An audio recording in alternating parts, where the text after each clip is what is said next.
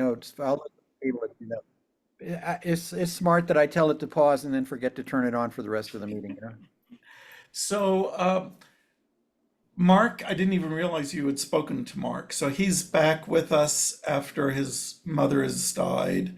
What did he think about CNM Ingenuity being a primary on this? So he's Was that setting up two meetings. He's enthused about it, and he's going to have a meeting with Tracy, the guy who is the president of CNM. He's president of the board of CNM right, Engineering. right, right. But there's another guy, Kyle Laughlin or something. His name is Kyle, is the president of CNM Ingenuity. He's going to have a meeting with all of us, with Tracy and Kyle and him and me, and maybe you'll zoom in, to really think about what's the best strategy on this thing and who should be the lead. Should Ingenuity be the lead, supported by this other thing, or they'll figure out what the best way is for that. And he's also at the same time getting a meeting with Sarita Nair, who is the current Department of Workforce Cabinet Secretary, who he went to law school with. They were in the same law class together. Is that what? So I didn't even realize Mark was a lawyer. I Okay. didn't So, either, you know? That's his background. He's a serial entrepreneur lawyer who does all okay. of the deals for all of these people. So he's really looking out for us on that aspect of it. So he's going to move on that this week. Um, he told me, look, I'm not going to read and understand and learn and master your proposal. I'm just going to learn enough about it to get you guys in the meeting because some of these meetings for me are a conflict of interest. So I'm just the door opener. And I think for his plausible deniability thing, he doesn't want to burden himself with too much knowledge, which is interesting to me, but I can respect it. He knows what he's doing. And he trusts Well, us. That's the other yeah. part. Okay. So, yeah, because at some point, the primary is going to be driving this. And what I think that what we want to do is to put enough, now I'm back. I had a great time with the granddaughters and everything else like that, but now I'm back. I think what we need to do is write a semi-formal document that lays out, I mean, like, so you have that actually, that one pager. Okay, that actually works okay. I will spend a little bit of time working on it and seeing if there's anything to improve or Mhm. change or whatever. And I'll try to actually do that tonight and tomorrow morning. Great. So by tomorrow at lunch at the latest, I'll have something back to you with all of that. And that's something that we can give to CNM Ingenuity, and they can either say yes, no, or these are the parts that we want to add or change or delete to make it, something that we would be happy to run. That's good. Yep. So the other thing I want to make sure, because this came up in the conversation with Peter and with Diane, Peter shared some of your reservations about scope creep or loss of focus or whatever. And so by our discussion of that, I think that can be, it's that I introduced that confusion in there. I can take it out. The thing that stuck everybody was the opioid thing. And once we started talking about opioid, the entire reason of us orienting the way we are is it actually gives us a unifying factor. If we take the model that 100% New Mexico has, and we say this is a community-wide thing they're doing. They have done the research. They have for 5 years been studying what are the barriers to access, what the social determinants of health is basically it, and what are the barriers to accessing those services. They've done a very good job of that, except that they never thought about digital. So by us using the model that they've got, we're actually leveraging their relationship infrastructure in all of these counties. And that means that we can have one common pitch to these folks, um, which is basically saying, this is an upgrade to what I've done, but it's catching up with what has happened, is basically saying to them, since the biggest access to these barriers, the biggest barrier to access is really transportation in our rural state. These counties are so big that great that you've got your one-stop center, but it's still an hour's ride for somebody to get there. That's no good. And the long time that it is taking, the lagging time that it is taking for the infrastructure, the bandwidth, the internet, broadband to catch up. We want you to tell us, given that you're working on this stuff right now, where are you going to start? In the first year, what will your focus be? And what will emerge is they're all using the same 10 gears, and they're all identifying what's the low-hanging fruit for them? What's the most important thing for them to do? And framing that back to how the digital equity is going to be the answer for them. And they've Uh, pretty much done that. They've pretty much said, like in Hagerman, if he hadn't mentioned an opioid, what he's saying is, well, we know where our one-stop center is going to be, where CYFD is doing it. We have a building. That one needs to be tricked out. But it's so far away, we also need a satellite location in Hagerman and a satellite location in Dexter. That makes complete sense. They're telling us, and they're saying, for us, mental health is where we really have to focus first. So we're going to be using this, the way we're going to use the broadband that we get is to focus on mental health. Whereas up in Gallup, they're saying, the way we're going to focus on youth mentorship and job creation. And then up in Farmington is probably going to be health because they're working so much with Presbyterian. So the fact that they're all different is actually a strength for us because they're all different using the same structure. so, so let me, so again, this is where I think that we have a problem still. Okay. Okay. I think the problem is the following, is that, you know, what we're doing as part of this program is putting these computer centers around in their counties that are going to be accessible by people, and that there will be people there that'll be helpful in many ways. The main issue is that, I think that there are two issues. One of them is a grant issue, and one of them is an ExcelTogether New Mexico issue. From my perspective, to be totally frank, I'm totally thrilled that mental health counselors will be talking to people over the internet, and people can come to get opioid counseling or information or whatever it is that they need on the internet. I just don't know that that's actually part of this grant, and certainly not ExcelTogether New Mexico. Okay. Time out. Is Let, Yes. let me So, flip that for you. okay. The most important thing right now, from what I see, is what we're talking about is capacity development. We're talking about community capacity development, and every one of those 10 sectors needs someone to take CSM so that they can have more capacity in terms of the people.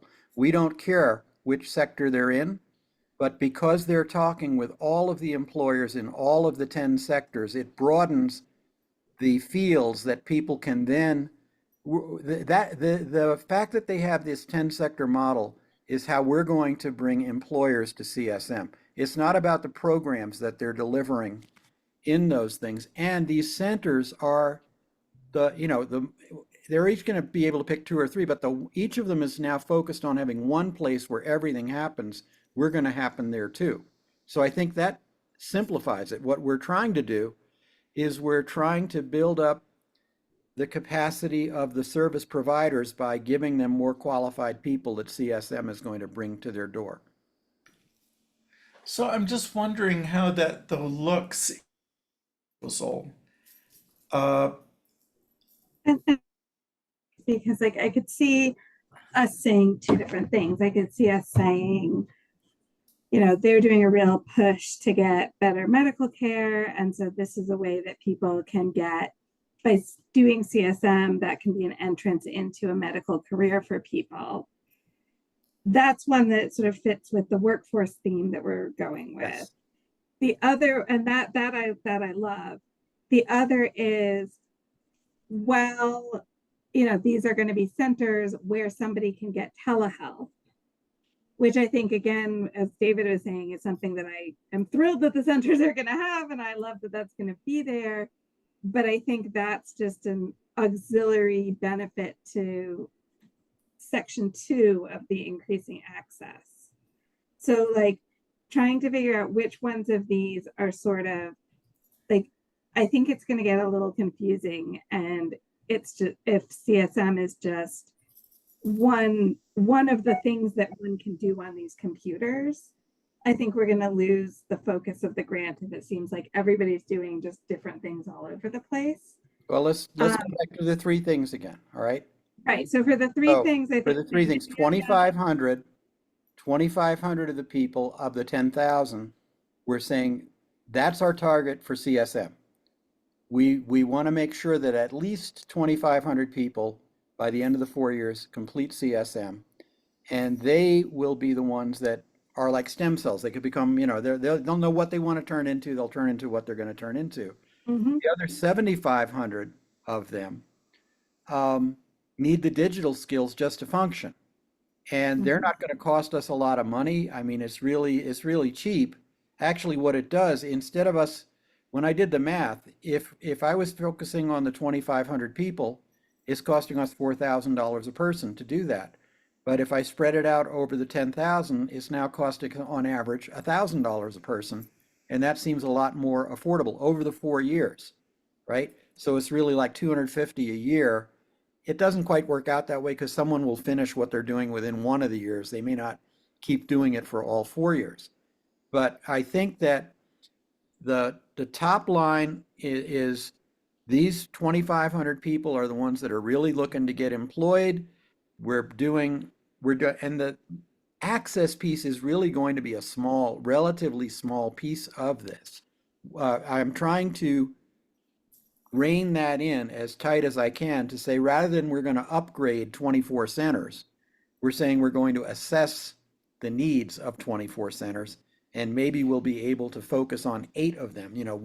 Once we've mhm, assessed all of them, we can say the one for us to put our money on is this one and this one and this one and this one, so that we don't want that to take over what we're doing. But the reason we're doing it is we know full well that those community anchor institutions, the libraries particularly, are going to be left out in the cold because they'll run out of money long before they connect those centers. And mhm, politically, if we say we're stepping in to do it, so what Diane is getting me now is what will that cost? So we know that engineering wise, it will cost a certain amount of money for somebody to go in and do the diagnosis. And on average, we can say, well, what if they had to replace all their routers and all their servers and all of everything else? Could they do it for 30 grand? If they could do it for 30 grand, it costs 15 grand for the guy to go in. Let's say 50 grand per place, 400K. We put 400K out of 10 million, we've covered it. So we've got access, we've got the workforce. It's that third piece that is, Digital inclusion, that's what it is. It's all knowing how to use the technology, if they need literacy support, if they need language, whatever else they need.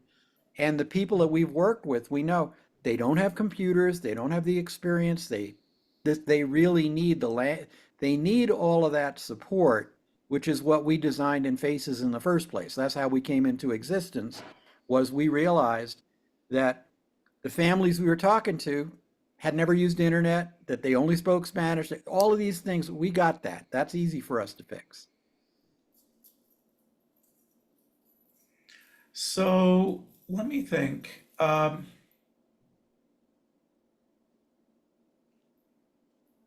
Yeah,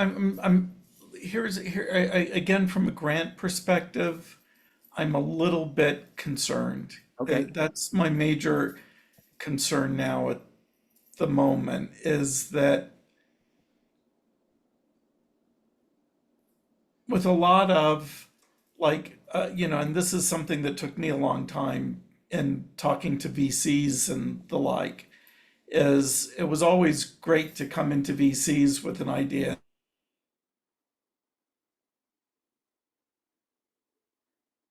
just got lost in there. And from a grant perspective, on the point systems that they use on with the rubrics, is if you literally just satisfy what it is that they asked for, you get that, you get 20 points. And by adding 20 things in there, there's actually a possibility for them subtracting points because they say, well, are you really getting to those opioid, mental health? Is that enough money? I think that they've understated how much money they're going to need for that. That, in some ways, I think that it actually is in a lot of these grants, you want to make sure that you're literally hitting every single one of those points. But for instance, we don't need to hit all 10 of those things to get all of our points, and so I'm just worried that if we start sticking in, these people are going to be doing mental health and those people are going to be doing this, that, and the other thing. I'm just, I don't know how it would be read by the reviewer. And I think that they Well, might, if the reviewer knew, I mean, this is right, got to be done very carefully. And that's why I appreciate what you're saying. I think there is a thing at the center of this that a lot of things can fall off of. But again, the power of the fact that in these rural communities, which most of these counties are, we're working with a group that for 5 years has been building up these teams. These people are meeting every month. They're meeting in these 10 particular groups. Each one of the 10 groups has a leader. And one of the things that we've thought about that will be very beneficial is actually having those 10 people that are, the person who's working on job sector in all of our 8 counties, those people will be talking together for the first time because they're talking to us. Everybody's doing their own thing in each county. There's no cross fertilization going on right now. And we are facilitating that because it works better. Everybody doing CSM is doing the same CSM. So they can talk about, hey, when you were dealing with your youth mentorship thing, what worked for you? Oh, we'll try that too. But again, that's for us to know. The reviewer doesn't. I think it could be so simple to say, every community we're working on is doing the same model. We are working in the center that these guys are working to build. And what we're doing is we're working with the employers and their families who are in this thing to advance more of them understanding the power of CSM, how it can develop the community capacity. And all I want to do is tell the story of community capacity from those 3 standpoints. If I say community capacity for workforce, for a place to go, and for the people to be trained up to do the skills, to use the technology. well, okay, I'm gonna read it, look at it tonight, and think more about it. But as I'm still, there's something that's not completely fitting in here, Yeah. and I think that it has to do with the fact that when we met last week, that there was this sense of we're doing something in preparing people for work. And when we talked to Mike, Mike said that's the only thing that people in Sandoval County or Bernalillo really care about. And when we talk about CNM ingenuity, that's what they care about. And that's what ExcelTogether New Mexico cares about. Right. And adding in these other things, I do understand it, and we want it to happen. I'm just not sure that this is in this grant, and it's not the 100% San Juan County going to get a grant to get all of their mental health counselors together, or it's not clear to me that it actually fits as well into this grant as a very compact, coherent sort of discussion. Well, And I'll the reverse connection it to for the you with that. employers, Yeah. In the the app, connection to the employers is pretty indirect at the moment. The employers, no, I mean, like in terms of mental health or, social determinants of health and all these other things. And maybe So, I'm not, yeah, that's why I'm puzzled, maybe, because if you go into a maybe community, I'm, if you go into any community, right? Santa Fe is a bad example, but let's just even use Santa Fe. Santa Fe is a bad example because it's dysfunctional and, impervious to that. So, well, let's just you just know more about it than you know yeah. about San Juan I mean, County. what I know is every project that I've seen in the 25 years I've lived here, and I'm sure it has been true for a while. It crashes and burns on exactly the same lack, and that is that there are not existing relationships in the community where you're trying to go, and you end up getting no people signed up. And then you end up spending so much money trying to get people signed up who have never heard about what you're doing and they don't know about it and they, blah, blah, blah, blah, I'm blah, and with they're you. doing 90 other things. What we're doing is we're saying, no, we're not going to do that. We're going to go in exactly laser focused into a place where people are already doing this work together. And we're going to say, you know what?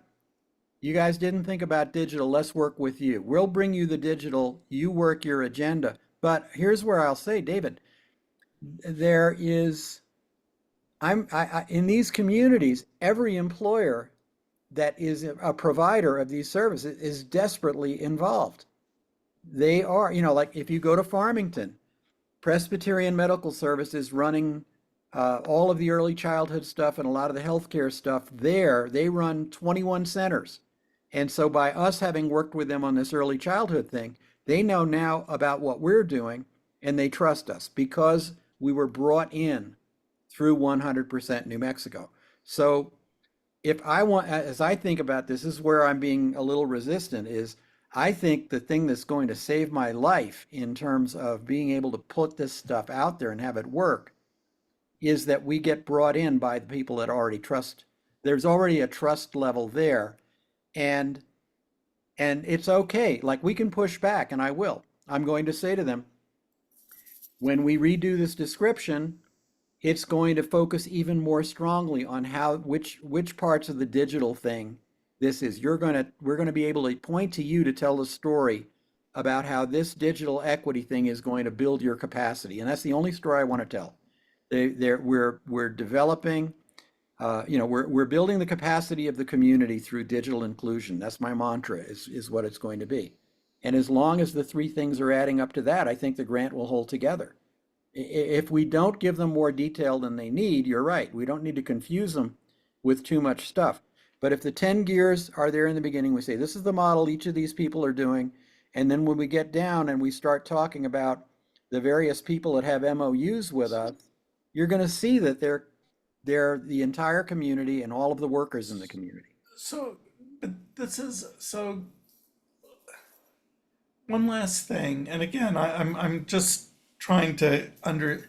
So, when we first talked about 100% New Mexico, there was a fair amount of like, they've never really gotten it together, certainly at that group level, and that, at the state level, and now they've pushed it down into the counties. And the counties many of them are struggling and aren't actually all that put together. Like, what I heard from you about 100%, Santa Fe was not totally inspiring to say the No, least. And, we also have partners like Teach Plus, and I don't know where Teach Plus fits in with 100% New Mexico and SEL for New Mexico and mhm. Amy. And The are beauty we of it really, is, are we the beauty really, of it is that this is such a small state that all of these people are already working together. The reason I found out about SEL was through 100% because Kathy was on the board with Amy. And the fact that Teach Plus is in Chavez County and that they're they've got Kellogg grants and they've got all of these other funders that really love them. And when we come, we're riding their coattails in a certain way. I think the Teach Plus is actually, you heard me say K-12, K-12, I don't know, we shouldn't go with K-12. And what she said to me when I said, well, we're looking with the colleges and the non-traditional students and that whole angle that CNM really likes, she said, yeah, I get that. That's wonderful, but why aren't you fixing the problem upstream? Why are you waiting until you have all these students that could have been traditional students that are now in this non-traditional thing where they're I'm even not. more of a I'm very. So that's what they're All that I'm bringing to saying us. is that like we've been talking about as far as I can tell, is 100% New Mexico sort of a perspective, but it's not the perspective necessarily of Teach Plus or of SEL for New Mexico or and of CNM or others. So, when you like a lot of your talk is around this one model that is just one of many models that we're going to and partners that we're going to be partnering with. Yeah, And or I think that also confuses the things. common element of 100% New Mexico is the one-stop family center, which is in 99% of the cases a community school. And the fact that it's a community school is why the employers are involved, and it's why 100% has chosen the community school as its vehicle. And the community schools that we're talking to are that's the population that Teach Plus serves. When we don't have, if the PED was less dysfunctional, we could go through the PED.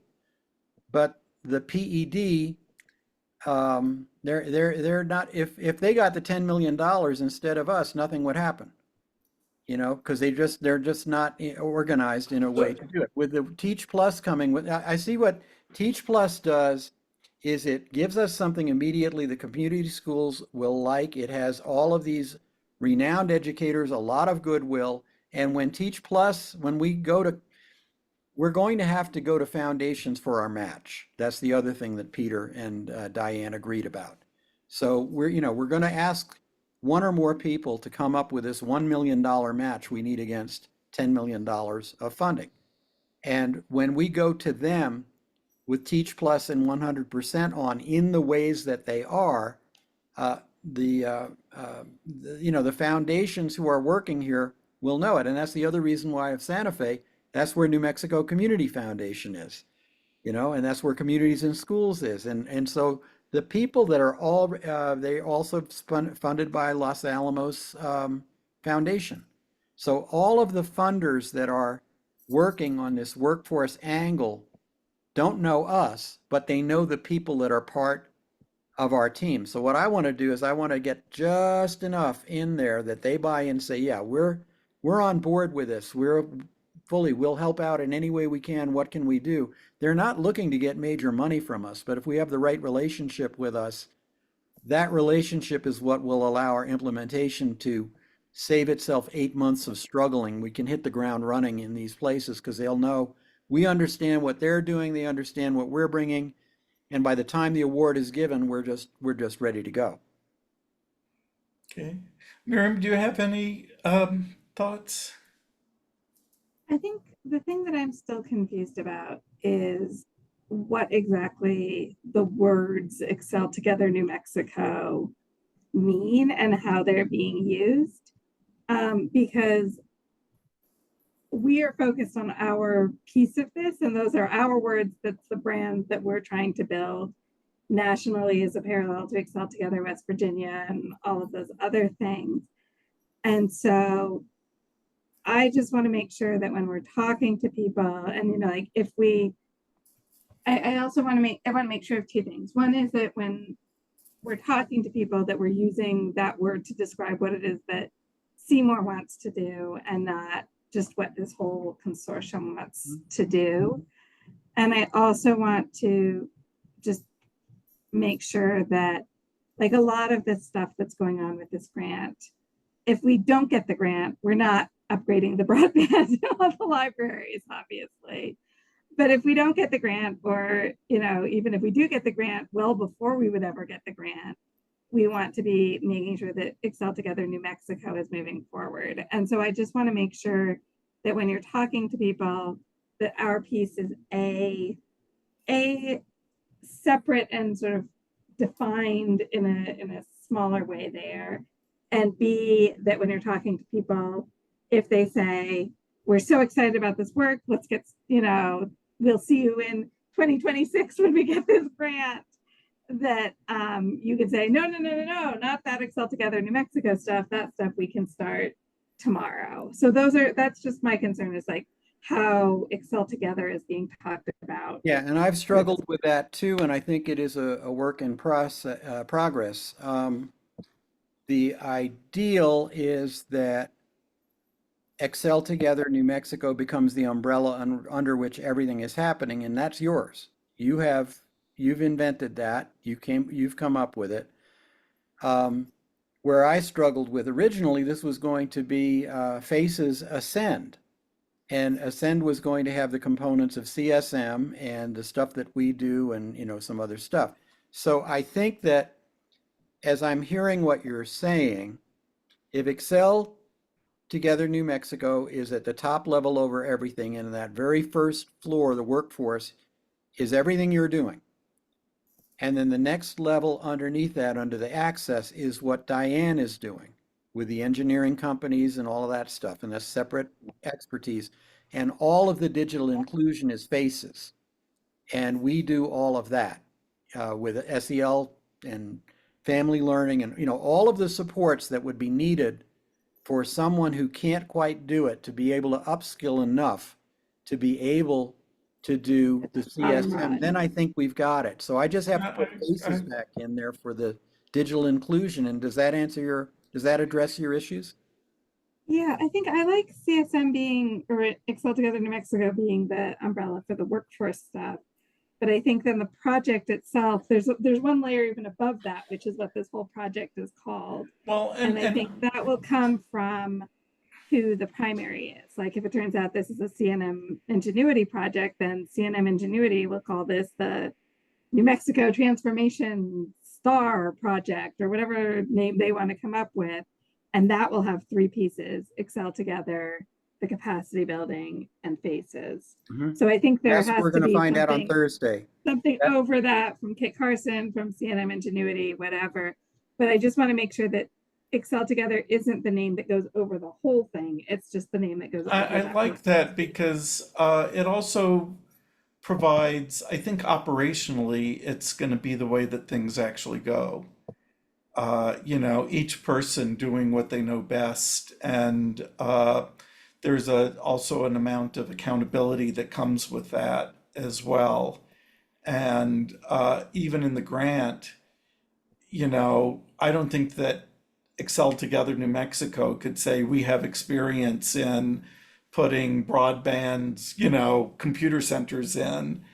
But Diane, in whatever capacity she wants to talk about, yes, that's what I do. And Faces, we have all these projects and we've done, this stuff before. So I think that for the grant, it's going to be very strong that the people doing the things actually have experience in it. And there's this accountability. It's just going to make it much easier to actually operate. I mean, that's the way that we would actually operate the program as well. No, I'm very comfortable with that, and I don't think that we need. I mean, what we might do is just put in at the top of that, and I'll think of something tonight, and you'll say it's a terrible name, but something that is basically just a placeholder. It could But even be called Digital Equity Grant placeholder name. what has worked so far? I mean, we're going. You've done worse, David, on names. Where we have had traction is, for 2 years we've been writing this Ascend thing, and people understand what Ascend is. I think we could, again, this will be up to what the guy at Kit Carson and or CNM or whoever is says, but in reality, it's sort of a white label kind of thing. What we're bringing forward is a coalition And that coalition is going to be run by our team. You and me and Diane and Peter, we're going to, there is not a team at any of these folks who's going to be the lead, who's going to say, okay, this is great. 10 million bucks, we'll do it. They're passing this grant by because nobody has a plan and nobody has the capacity and nobody has the time. And no, so basically what Mark was saying, I said to him, I think that, Louise may want to hire me to run this thing. And he says, no, you're wrong. He has to hire you. May he must. He's got to put you in there, and it could very easily be that whoever becomes the lead, I have to go work for them so that I'm on, under their kind of thing. But what I'm bringing is our entire team to do it. I'm not looking that I get somewhere else and they tell me, okay, now here's the person doing that and here's the that's not going to happen. If they decide to go with us, part of what they want is the fact of who we have as the team and how we're organized and that we've been working together. This is like our third time doing this. We first had the data casting thing with Peter was in that and Diane was in it. That was a digital equity thing funded by the governor. Then we had the early childhood and we didn't get to do the CSM with it. I mean, we actually did data casting. We had the first CSM people in New Mexico who earned that 2 years ago. I paid a couple of people $1,000 to do CSM, and they earned their CSM. But the other piece of it is I've been thinking about sustainability. And if I might just run this idea by you to cogitate on, not to say yes, oh yeah, it's perfect right now, but just chew on it a little bit. When I was looking at this is how I got there, so you'll find out where I got. But when I first started thinking about it, I said, okay, we got to come up with $1 million match. And I want to ask all the partners to be thinking about how they can put in their 10% of their match of what they're going to do. Some can do it by in kind, some have to do cash. Probably the guy up in Taos is going to have to do cash, which is great because he can pay for whole bunches of stuff we don't need. But what I came up with from a marketing and PR point of view, if you think about the blood drives or the rotary drives or the other drives where they have the thermometer and they're going their way up, they're inching their way up the thermometer, for every person who completes CSM, I would like our partners that are kicking in cash to say, we're going to throw in, for every certificate earned, we're going to throw in $500. And if they do that, when the first, we can get the $1 million of match and then some. When 2,500 people have completed CSM, we've raised $1.25 million. If 5,000 people complete CSM, we've raised $5 million. If 10,000 is 5 It's million. almost like pay for performance, but in sponsorship or something else, or yeah. And the beauty is, so let's say by the second year, we get up to 1,000 people and we've now raised on paper, $5 million.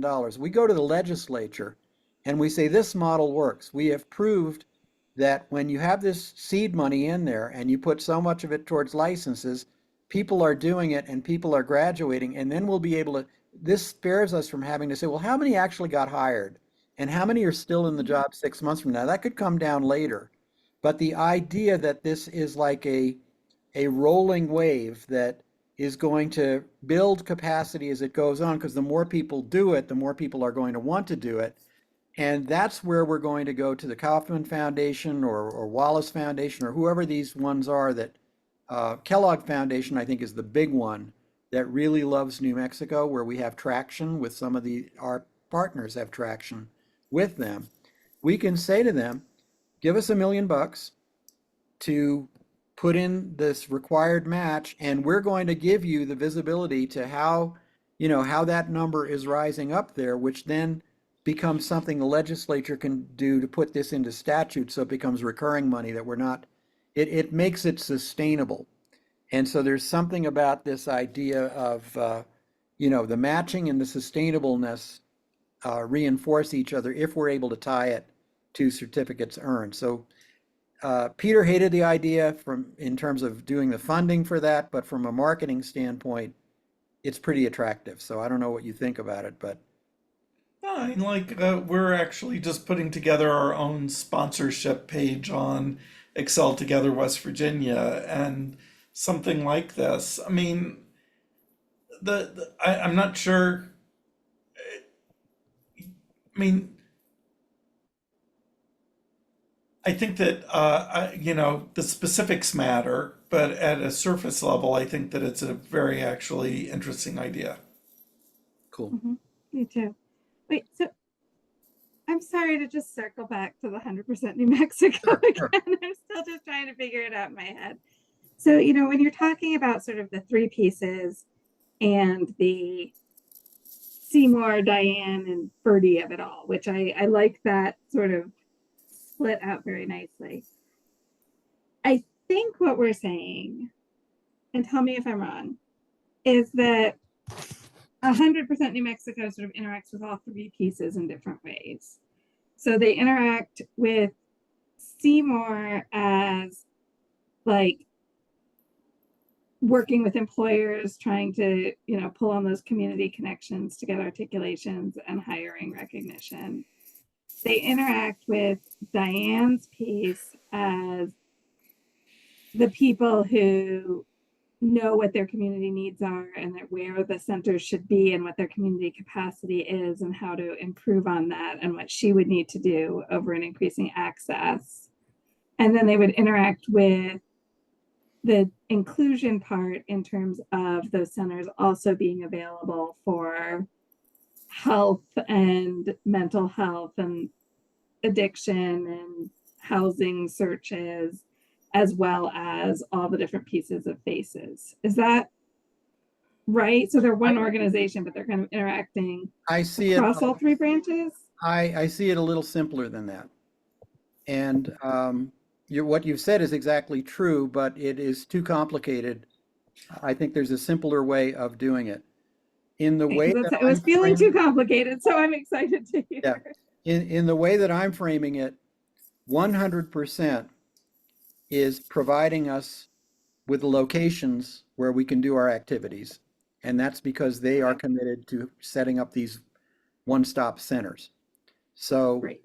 that's all that we really need from them. Once we have that relationship with them, Faces is going to be the one working with the employers and working with in concert with you, because you have that expertise of how to talk to these employers. But we're going to be talking to the candidates. So what 100% is bringing us is two things. They're bringing us the location and they're bringing us the users. So that when we go to recruit users, they're all coming to us through 100% because of the 10 committees that they've got and the families that they've got and the relationships they've got. So in our staff for Faces, as we're thinking about this, we're going to have someone who's assigned to be the handholder for each of the counties and know what is going on. We're going to manage that. We're going to take care of that part, and the all of the activities that are needed for these folks to upgrade are going to be the services that we're providing so that they can then, when they're ready, they can succeed at CSM. And when they've succeeded with CSM, we can then take them to that next part. But I think the metrics for us are how many people have completed CSM and how many completed our digital inclusion activities, the workshops and the trainings and all the stuff we do. It's just that simple. Once we've touched 10,000 people, we're done. And once we've Okay, done this sounds great. 2,500 certificates, we're done. So then we can kind of strip out from all of this, like in everything that you just said, which made a lot of sense to me. You didn't even touch on 10 gears and that the complexity of that whole model. It was just these are trusted connectors who have connections to employees, understand their community, have a hub for stuff, and are bringing people.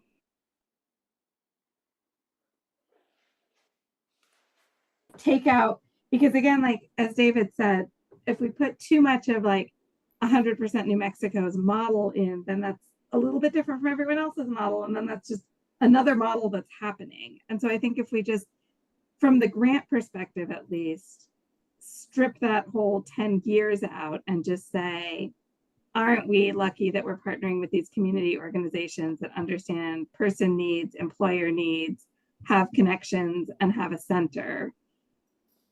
I think we can strip their model out a little bit, because we don't have to get into the weeds on all the different services they're providing and what those 10 different things are and what youth mentorship means and all of that.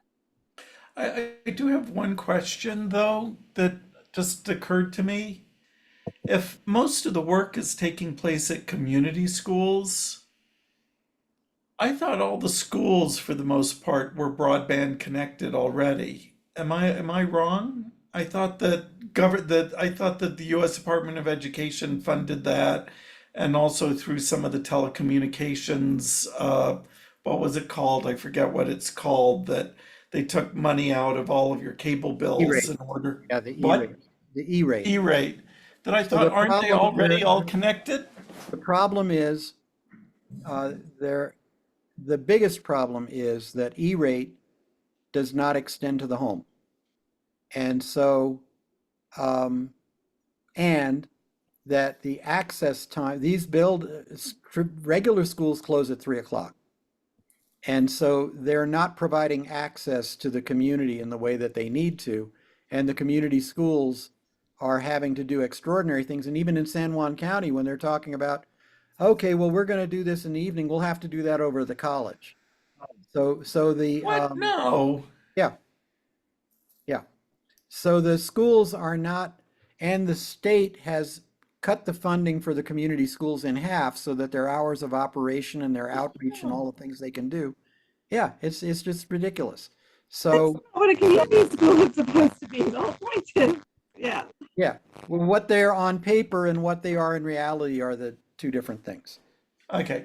So you should get yourself rested up for your encounter now with 100% The meeting of the day, yes. meeting, the fourth meeting of the day. Yes, I And feed my cats first and then do some things after that. But no, I think it's going to be good, and this is helpful. I can't smile completely until you're both smiling and saying, okay, now we've made some progress. We've stripped this thing down a little bit. I still don't see, like Miriam, I understand why you want to have the simplicity of it, but in what I'm hearing, I'm losing more than I'm gaining. I'm gaining some simplicity, but I'm losing a lot of impact because of the fact of the 5 years of work that these folks have done, and the fact that they have built mini communities in each of these things. I want to leverage that. I want to be able to say that the playbook we're using, we have been deliberate and thoughtful in how we have approached these partners, and we have come up with one simple proposition that is working in the counties that have signed up with us and potentially works in 22 out of the 33. Ultimately, their aim is to be in all 33 counties. And for our long-term sustainability, they're working with every state agency. So if we succeed on this now, every one of those verticals, when Department of Transportation is looking for workers, they're going to come to us. When yeah, Department of Health is looking for workers, they're going to come to us because we've shown that uh, what we do works for everyone. They all need these skills, no matter what vertical they're in, and we want to show that it works. We don't care what vertical they're in. We'll but welcome them. I think that I what think that's all that totally Miriam fine. was I'm not just saying that we shouldn't say that. I mean, and I think the idea that they have these deep community connections with all these different in these different industries. But honestly, for what we're doing with employers, it just so happens because they're focused on helping people. All of these are helping people kinds of verticals. But like what we're hoping is, it could be that something within chemical manufacturing and that we find people who are interested in chemical manufacturing, and then we get people across the state who say, when we're doing chemical manufacturing, we want to come to, ExcelTogether as well. And so like I'm thrilled to use these as I'm thrilled to use them, what they have, in two ways that I think are really special and important and should be highlighted. One, in terms of getting critical masses of employers in high volume industries, because stuff like transportation, stuff like health, stuff like education, those are places with high volume of good jobs And I think that highlighting the idea that we're getting multiple employers in one cluster is particularly useful, because then it's more powerful to have all the health employers behind us and say CSM is great, because then when someone wants to do health in this county, they can go to any employer there and get a job. They're not like, oh, I could go to, if I want to do health, I could go to this employer, but if I want to do manufacturing, I have to go to that employer. So I think using that is great. I think using it as they also have big, when we're building that capacity will be used for good in all of these different realms, is also super good. I don't want to discount the work that they've done, or those connections, or those local committees in all the different areas. But I think that's how we should, like, those are both, again,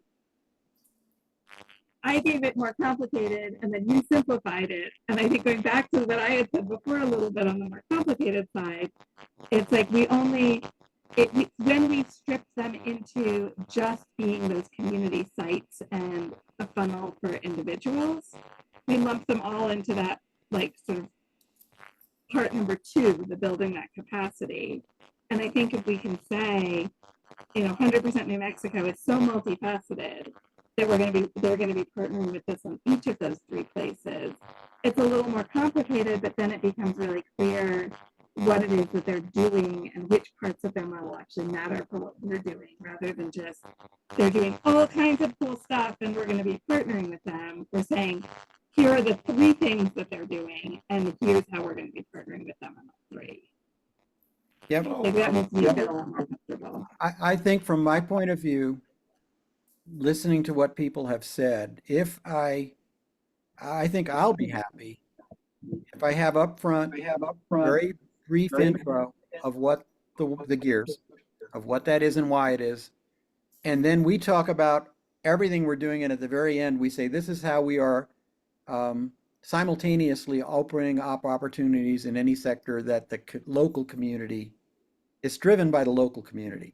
The local community is telling us they need to develop their capacity and how they plan to do it, because they live there. They're turning to us for help. And I like the idea of them coming to us to reach their goal, because we're able to facilitate that in a way that without us it couldn't happen, but without them it also wouldn't happen where they are. And place is so important in New Mexico.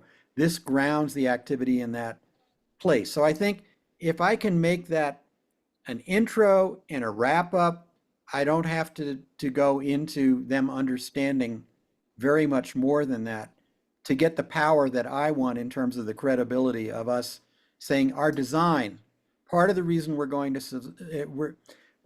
succeed because we have CSM. That's the basic. Without CSM, there's no ExcelTogether New Mexico. Without CSM, there's no reason to talk about this stuff. We're also going to succeed because we have a way of bringing this into the communities that reflects their needs and honors the work that they've already done. It's a win-win. We can just leave it at that. Okay, let's break. We should get together later this week, but let me sort of look through what we have on paper. Yep. And I think that also trying to give a sense as to like what fraction of the money or work has to go into the different things as well is probably a useful sort of Yeah. thing, And just even generally, and then we'll get together and talk. the last thing that I'll say to you is please don't be thinking about $54 a student. Be thinking about a bundle of all of the things that you need to do. And we basically have $1,000 per person to work with. So, I don't think you're going to come back and say, oh, I need $800 a person. But it should be way more than $54, because we want to put everything in there that's going to be. So when you've talked about having someone down here to do the employer stuff, or you've talked about the ancillary thing, this is one time when I'm hoping you will build up your number so that it can be really comprehensive. I don't care, and in my mind, I'm thinking it's not going to be a third, a third, a third. I think the technology piece is going to be smaller than the third, and I think the other 2 pieces can be bigger than 2/3. I suspect that yours will not be well. No, ours is not going to be the most, but I think it's going to be the middle. Yeah, But let's we need to put it out because we're going to have to include schools, we're going to have to include workforce development, colleges, adult education. All of these guys need to be taken care of. So yeah. we'll do that. I mean, like I see it. I just need to get my hands into it. Uh, Diane already told me what her number is. Helen, who is the person Helen is going to have the greatest job title of all on our team. She is going to be uh, she calls herself a darn, uh, community development strategist. That's what she Okay. actually does. She goes into communities, figures out what they need, and figures out how to get them what they need. I added one more word in front. I said community capacity development.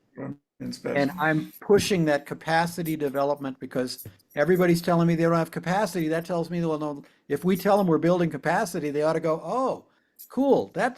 Tell me more, because that's where everybody's choked. Let's hit where they're all choked. And that's something that we are doing anyway, right? So think about your budget as well. I'm putting me in at 150. Helen is going to be at 125. Probably Diane will be in at 125. Mike will be in at 100. And, whatever you guys put, but you're putting yours under your workforce thing. So you should staff yourself up there. Give me the full budget of what you're going to need to ride and add a little more in just for fun. Okay. Okay. Okay. I'll Have a force great David to do day. that. Don't worry. Yes. I bet I don't have to tell you twice. Thank you so much. No, thank All right. you. See you Bye soon, bye. Freddie.